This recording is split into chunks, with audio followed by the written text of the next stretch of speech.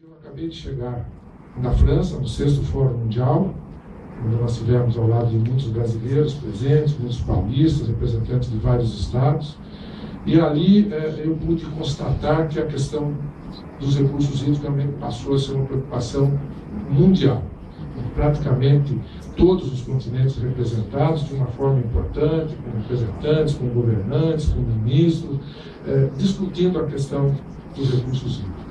E, por outro lado, vendo o que acontece no Brasil, as preocupações, as carências de várias regiões do mundo, por outro lado, eu fiquei muito contente porque a gente se coloca, principalmente o Estado de São Paulo, como que nós estamos em relação ao resto do mundo. Logicamente que nós temos muito a fazer, nós temos carências muito grandes ainda. Um grande desafio. Eu passei em Paris e passei por cima do Rio Sena. Me deu assim, puxa vida, a pessoa se um dia o Rio Tietê ficar igual ao Rio Sena, aquela água verde, aquela água limpa, as pessoas navegando no Rio Sena, sem lixo. Olhei e falei, não tem lixo, não é possível, não tem.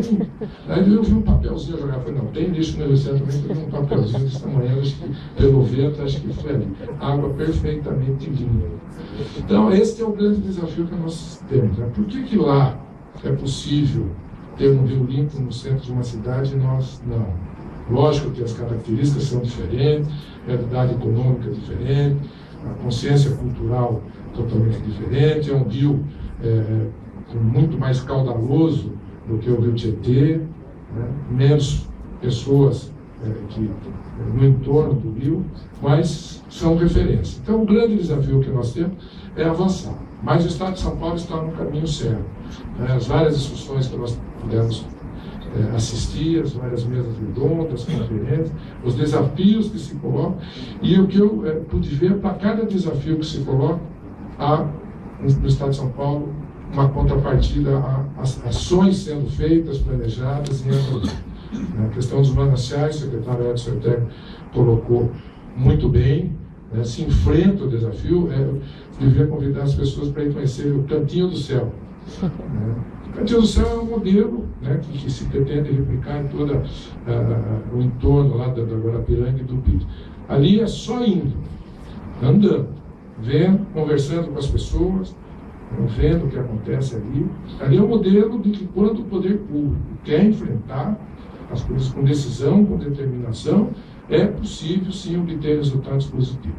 O Cantinho do Céu é um exemplo claro. Quando eu fui conhecer, não conhecia por foto, sobrevoando, falei, um dia nós quero ir pessoalmente. Nós fomos de carro com a nossa equipe, andando, conversando com os moradores, e os moradores cuidando daquele patrimônio, que é dele, mas é um patrimônio da humanidade.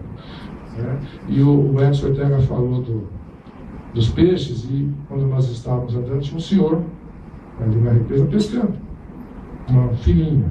Eu brinquei com ele, falei, mas tem peixe? Ele falou, tem. Eu falei, é grande? Ele falou, é grande. Ele não é história de pescador? Eu falei, não, aqui tem peixe sim, a gente pesca, estamos pescando. E um pouquinho atrás, eu vi uma garrafa PET jogada, uma única, ali no entorno. Eu falei, pois é, mas tem uma garrafa de Coca-Cola jogada ali. Pois é, um ou outro ainda não tem essa consciência, mas no final de semana nós reunimos aqui os moradores e nós fazemos a coleta do que as pessoas jogam aqui sem cuidado. Então a comunidade aderindo e cuidando, com toda a dignidade. E área de lazer, sem nenhum esgoto jogado no rio, tudo coletado, tratado, com coleta de lixo, dando dignidade às pessoas, um lugar que era ali o limite da pirâmide social, as pessoas não tinham nem coleta de lixo, esgoto jogado a céu aberto, tudo abandonado, e se transforma como se transformou. Então esse é o desafio. O Estado de São Paulo caminha. Aqui nós temos prefeitos de cidades pequenas, com dificuldade. A gente sabe que a distribuição da nossa carga tributária é muito injusta, fica quase tudo em Brasília, em torno de 60%, mais ou menos 25% com os governos estaduais, somente 15% das prefeituras. Só que os problemas acontecem lá no município. Como que os prefeitos, principalmente das cidades pequenas, têm capacidade de investimento? É quase zero. Por mais gestão que se faça, o que sobra é muito pouco. E a questão ambiental é uma das coisas nessas cidades não operadas pela Sabesp, que é um problema sério no Estado de São Paulo. Então, o Estado de São Paulo tem um programa para isso, que é o programa Água Limpa, né, ajudando os prefeitos, investindo recursos do Tesouro do Estado, para que esses municípios também possam ter o transporte e o tratamento de esgoto, preservando, né, o meio ambiente. Eu tenho ido a alguma dessas cidades, junto com o governador Alckmin, faz questão de ir nessas cidades que são contempladas, e o que eu vejo é a maior festa que se faz nessa cidade pelo tratamento de esgoto. Eu fui recentemente inaugurar uma estação de tratamento de esgoto numa cidade chamada Santa Lúcia, pequena cidade perto de Araraquara. Chegando, o prefeito nos recebeu na prefeitura, fomos tomar um café, e o prefeito falou: Tiribone, eu fiz uma pesquisa aqui em Santa Lúcia. Estou no meu 7º ano de mandato, foi finalzinho agora de 2011. Ele era prefeito reeleito. Eu fiz escola, fiz creche, fiz posto de saúde, enfim, fiz o que a população solicitava que nós fizéssemos aqui nesses 7 anos. Mas eu fiz uma pesquisa para saber qual era a obra mais importante, qual a ação mais importante que a população julgava que eu tinha feito, que eu fiz nesses 7 anos. Para minha surpresa, quando ele me contou também fiquei surpreso, a população julgou que a obra mais importante que eu fiz aqui em Santa Lúcia foi a estação de tratamento de esgoto, que nós estávamos inaugurando aquele dia através do programa Água Limpa. Isso mostra a importância, como a população hoje está mais consciente da responsabilidade. É uma obra escondida, longe da cidade, as pessoas não veem uma estação de tratamento de esgoto, mas ali a população achou que a obra mais importante era tratar e recuperar o rio que corta a cidade. Então, esses são exemplos que aumentam a nossa responsabilidade como gestores públicos, seja no âmbito municipal, no âmbito estadual, no âmbito federal, e nós realmente enfrentarmos os problemas que nós temos pela frente. O secretário Edson Ortega colocou a questão da rede e as pessoas não ligarem o esgoto. Isso tem muito no estado de São Paulo. Eu tive esses dias no Grajaú, acompanhando o trabalho que começou a ser feito lá junto com a Sabesp. Ali no Grajaú, ao lado da represa Bírio, tudo urbanizado, uma casinha do lado da outra, com rede pública de esgoto, ali no bairro, e embaixo das casas, embaixo das ruas, passa um córrego canalizado.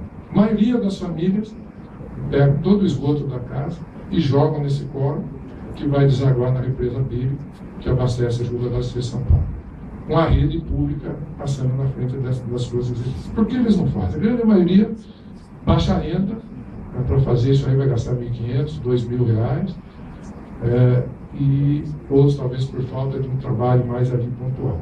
Então nós acabamos de lançar, o governador concordou, a Assembleia Legislativa aprovou agora no final do ano, começa esse ano, a Sabesp está preparando os primeiros editais, o Estado, 80% dos recursos, do custo, a Sabesp com 20%, irá fazer gratuitamente essas obras dentro dessas residências, para que a gente tenha certeza que essas famílias também tenham o seu esgoto coletado e tratado.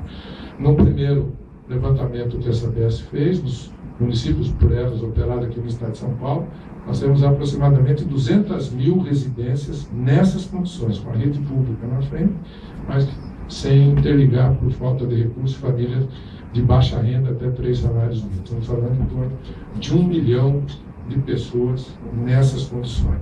Então é procurar os pontos negros, desatar o nó e realmente a gente poder dizer que São Paulo caminha na busca da universalização do saneamento. O programa Água é Vida, também é um outro programa coordenado aqui pela Coordenadoria de Saneamento, pela Sabesp, pela Gerard Milton e a equipe, que é levar saneamento às comunidades isoladas e rurais do estado de São Paulo. Aliás, foi um dos objetos da discussão lá no Fórum Mundial da França, a dificuldade de levar saneamento às comunidades isoladas.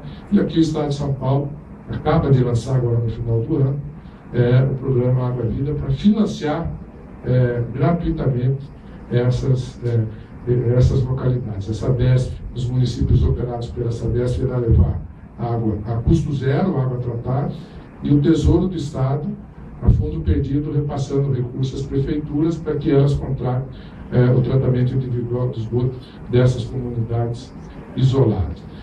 Municípios grandes, operados pela Sabesp, nós temos ainda no estado de São Paulo, a gente tem que colocar os problemas na mesa para que aí sim a gente possa começar a enfrentá-los e como resolver. Nós temos ainda grandes cidades no estado de São Paulo, com zero de tratamento de esgoto.